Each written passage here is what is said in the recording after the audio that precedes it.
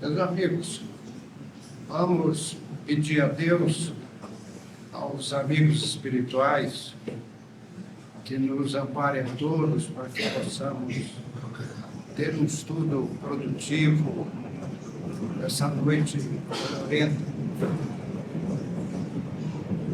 Eu já falei aqui algumas vezes e volto a repetir das vantagens que nós temos ao virmos a esse trabalho. Nós vivemos, todos nós, tudo no universo está mergulhado num fluido que os espíritos nomearam para Allan Kardec como fluido universal.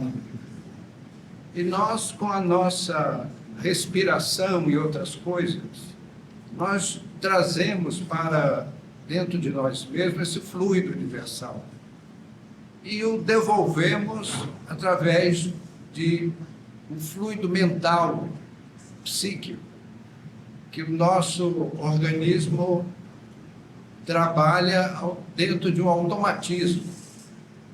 E ao emitirmos esses fluidos, os espíritos amigos se utilizam desse material trazido pelos amigos aqui para o recinto para socorrer, confortar os espíritos doentes que aqui são acolhidos e, com muita frequência, espíritos são acompanhantes e, às vezes, comensais das pessoas que aqui estão.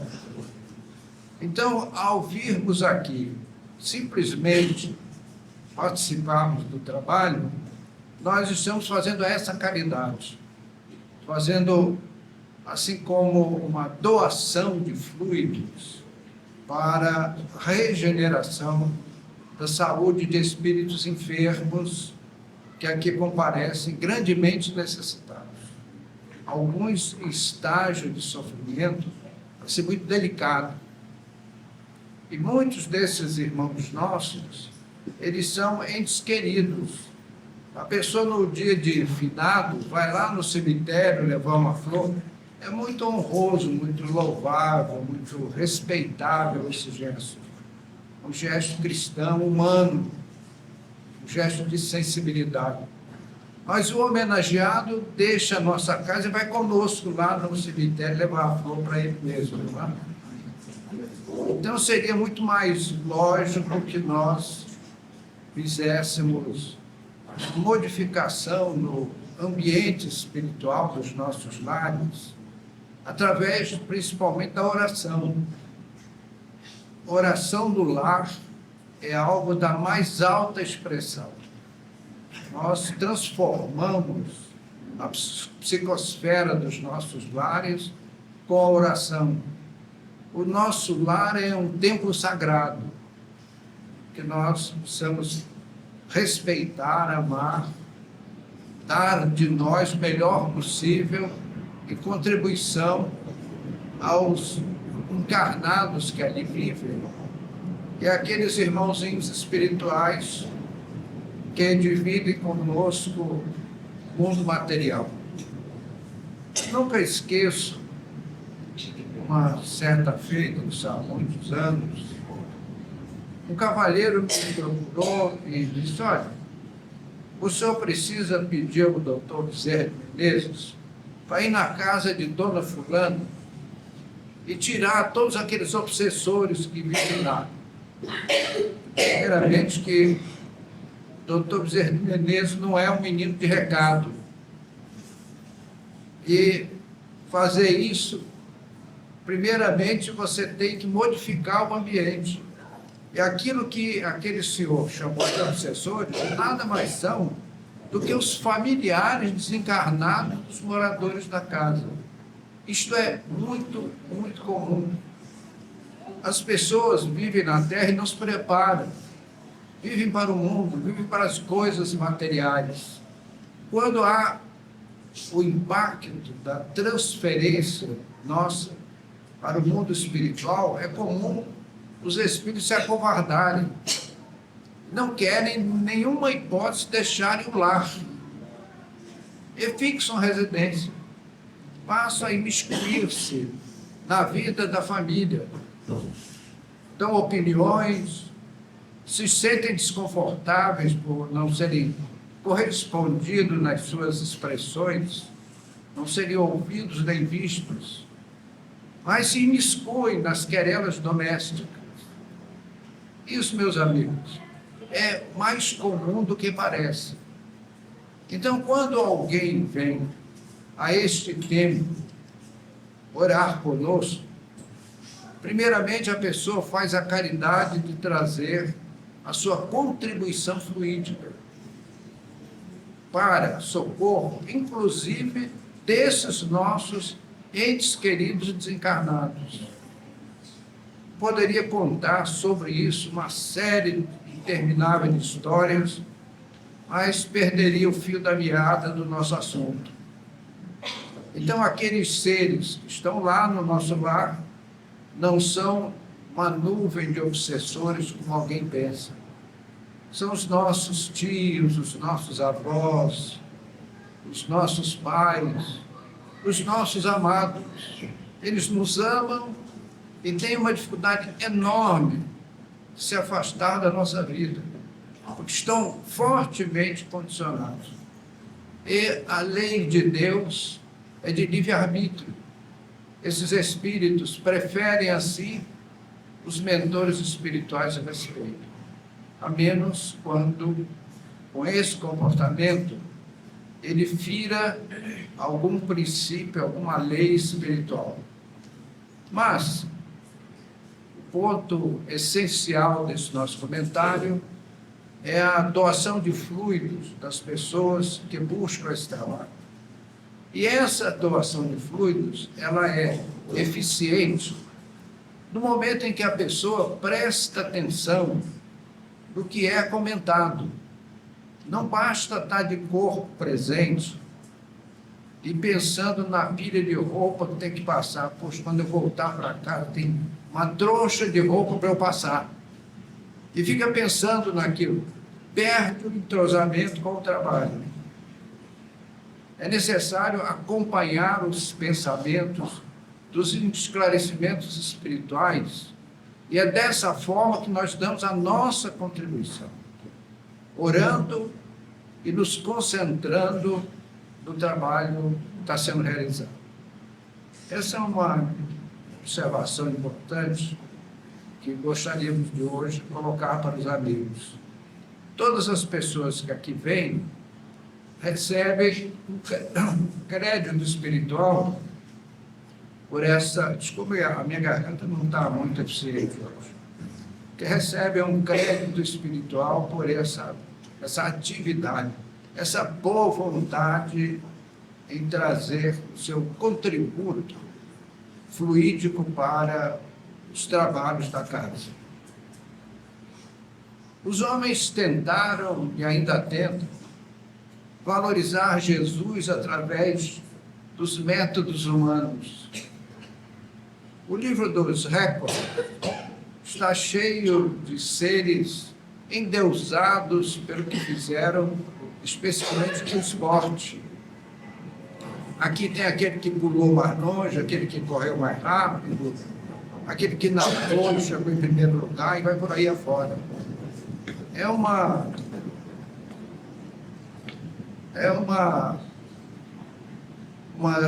questão puramente humana chamada livro dos Records. Já o cidadão comum é um obscuro. Ele não tem valor para a sociedade porque não agasalha quaisquer desses valores excepcionais que os homens tentaram atribuir a Jesus. Os meios humanos, as teses humanas, os valores humanos, tentou-se valorizar Jesus por esse caminho. Jesus veio à Terra, meus amigos, para nos trazer uma doutrina, uma diretriz comportamental para civilizar o nosso mundo.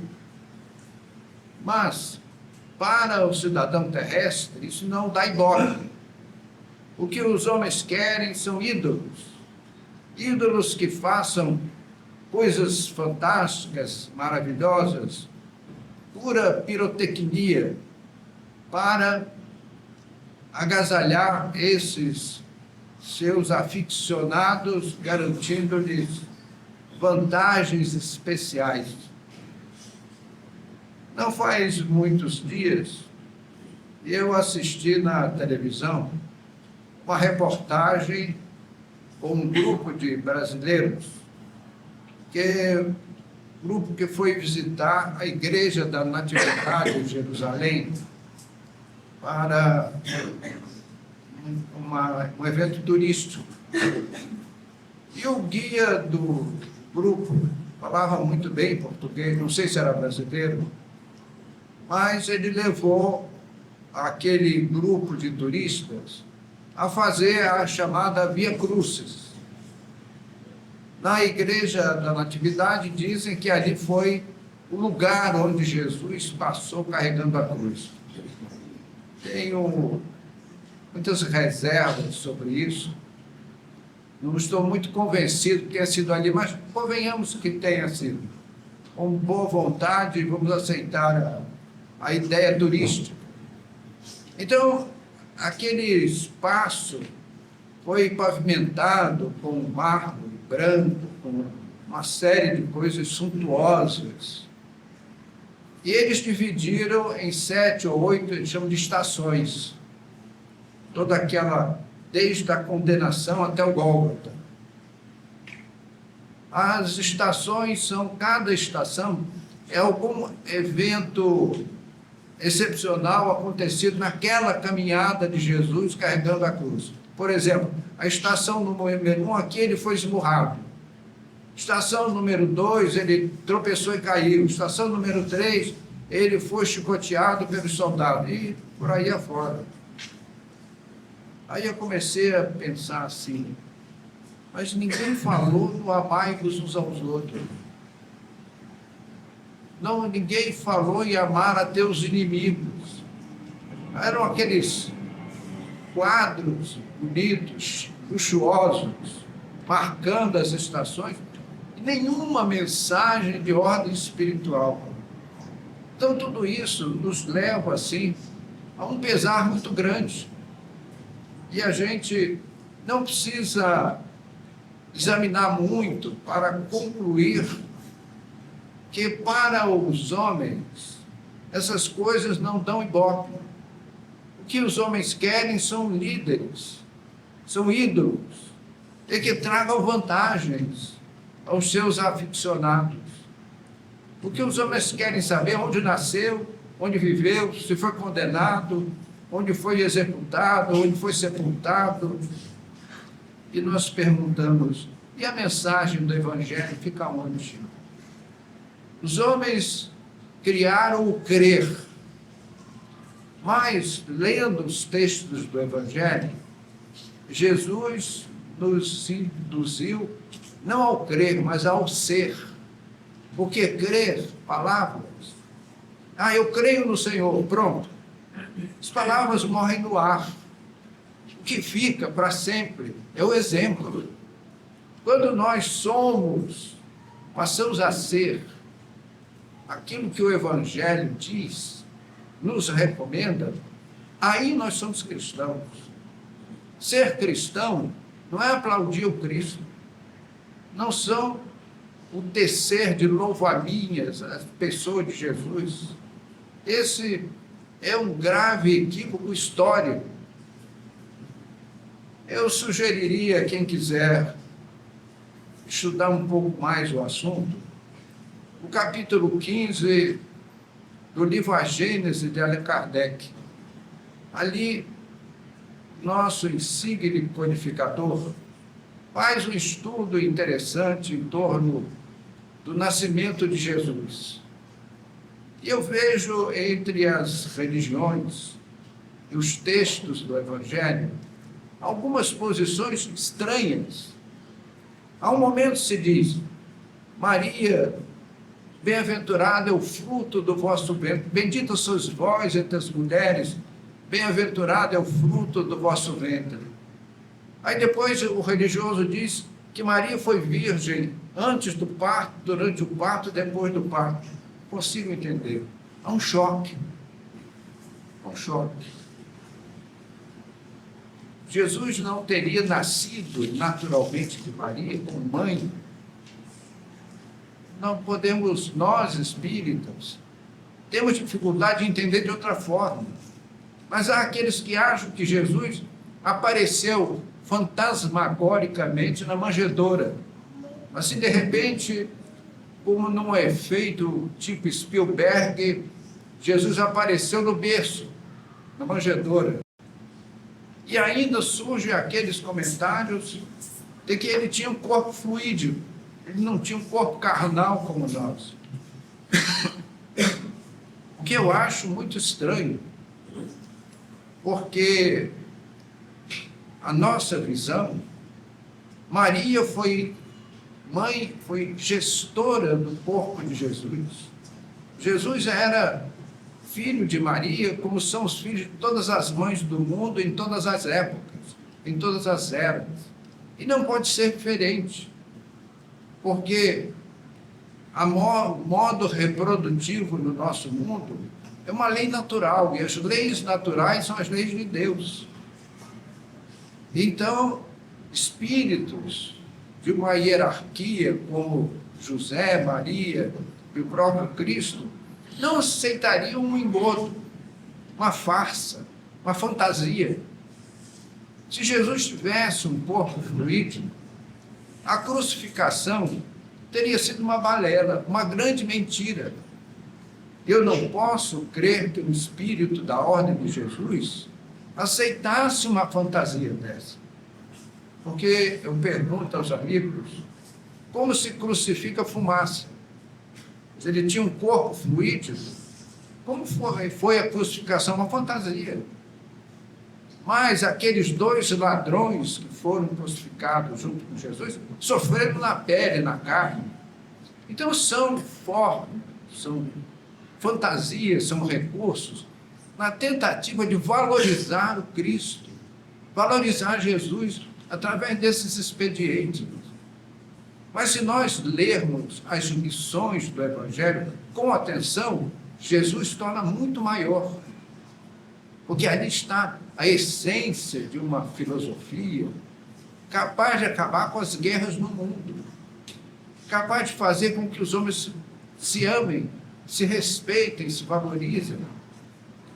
Porque é uma mensagem de grande construção para as nossas almas. Emmanuel, numa das obras de Chico Xavier, ele denomina o Evangelho de um atalho. Diz que o Evangelho é um atalho evolutivo. Ou nós vamos naquela espiral das vidas sucessivas, burilando o nosso espírito, a nossa alma, até os píncaros das hierarquias espirituais, ou estudamos o Evangelho e queimamos etapas, que é muito mais prático. Nós nos poupamos de grandes dores do futuro, dos nossos dolorosos resgates espirituais. Se nós realmente nos evangelizarmos, nós transformamos os nossos espíritos num prazo muito mais curto.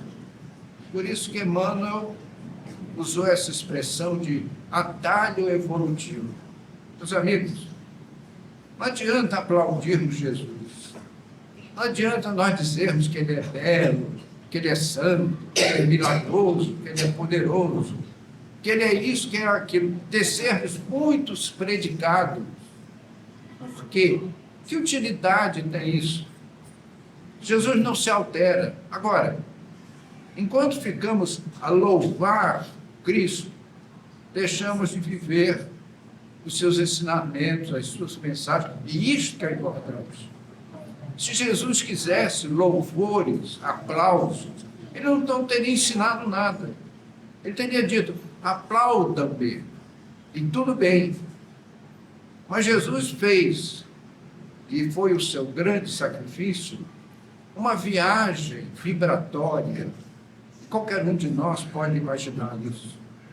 como pegar o sol e pôr dentro de um vaso de barro. Foi aquela viagem vibratória de Jesus das esferas sublimes até a condição humana de reencarnar e formar um corpo na Terra. Um corpo de carne e osso, como somos todos nós. Porque Jesus falava em idealismo, em tolerância, em bom ânimo, e outros aconselhamentos que ele exemplificou. Ele não aceitaria uma fantasia, que ele fosse um ser transparente, inacessível. Então, aquilo que apresentaram lá na Igreja da Natividade em Jerusalém, a chamada Via Crucis, é um simbolismo que nos serve como essência. Foi aquilo que o próprio Jesus nos disse: aquele que quiser vir após mim, tome a sua cruz e siga-me. Meus amigos, nós reclamamos da nossa cruz. Achamos sempre que nós somos a pessoa mais sofredora do mundo, que não é verdadeiro. Há cruzes superlativas, das quais nós não ergueríamos com o dedo, não chegaríamos nem perto.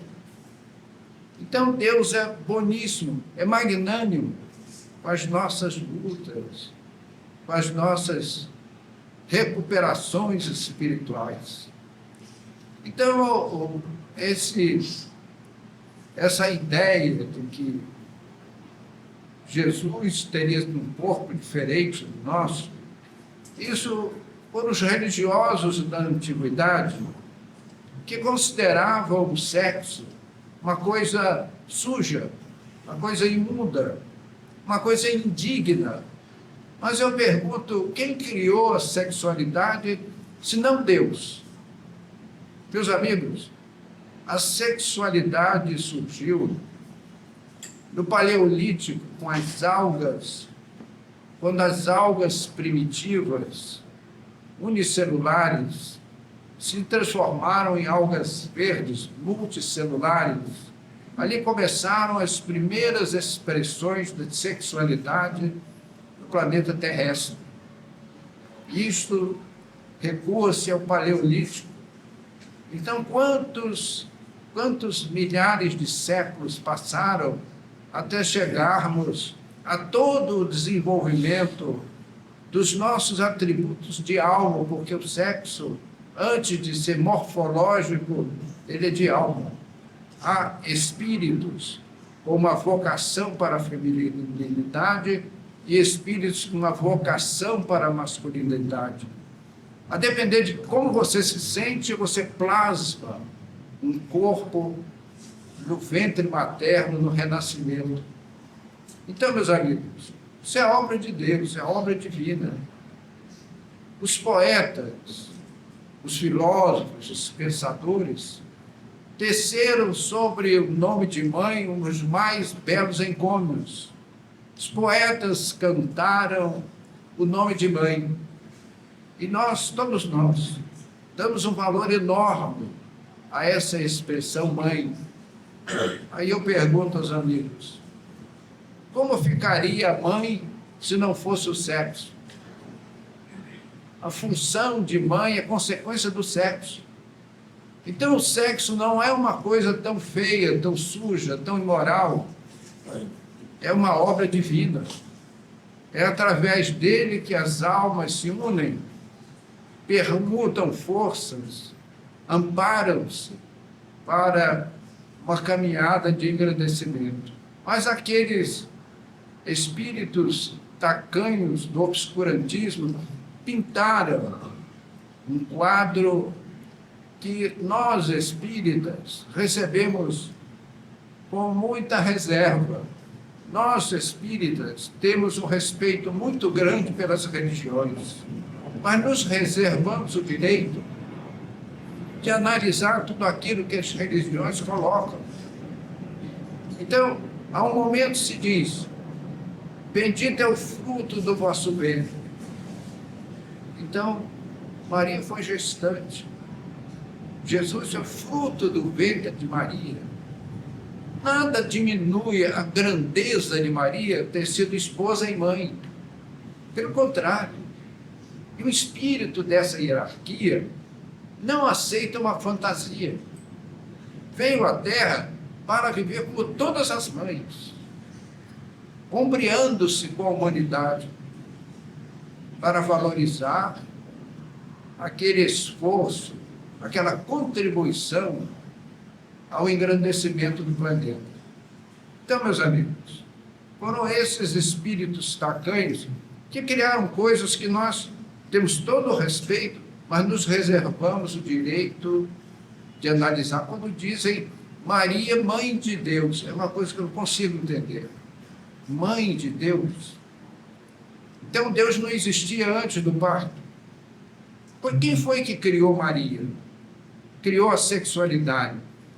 Todas as leis naturais do fenômeno gestatório. E como é que Maria era mãe de Deus? Então, são essas coisas que dão um nó no nosso cérebro, que nós não podemos, com isso, agasalharmos uma filosofia que nos choca a razão.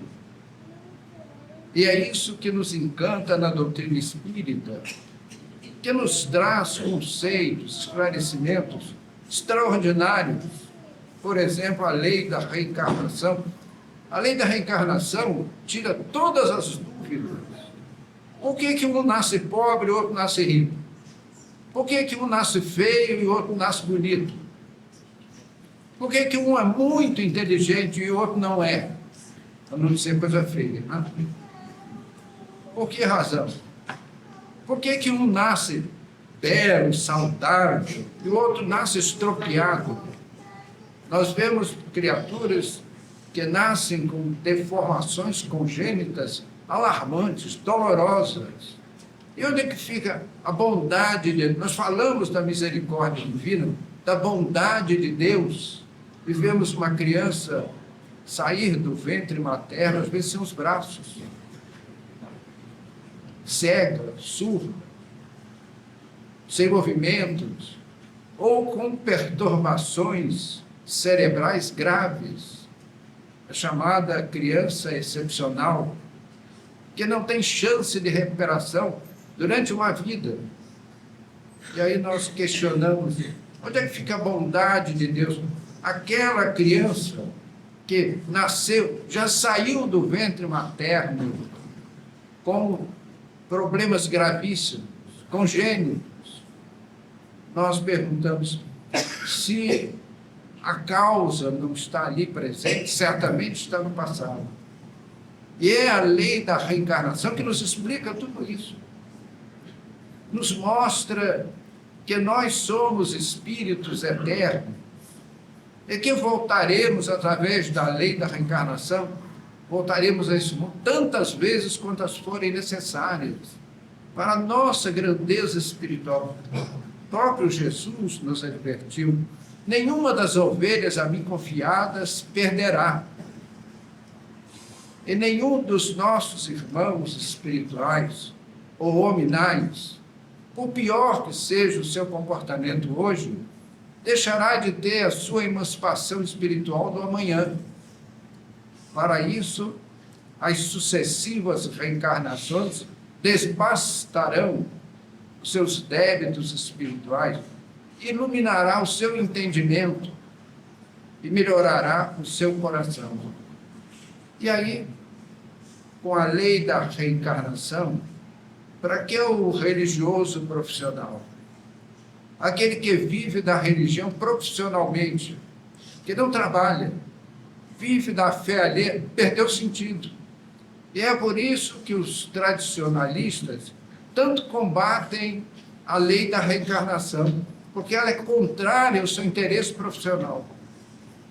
Através da reencarnação, nós podemos melhorar o nosso entendimento, melhorar os nossos sentimentos, resgatar os nossos erros do ontem. Hoje nós nos lastimamos. Quem não se lastima, principalmente as pessoas de mais idade, Quem não se lastima de certos equívocos cometidos durante a vida? Ah, como eu gostaria de esquecer tal coisa, e não consegue. Aquilo fica assim, como um pisca-pisca, assinalando na mente da pessoa o equívoco cometido no ontem. Meus amigos, para isso a reencarnação.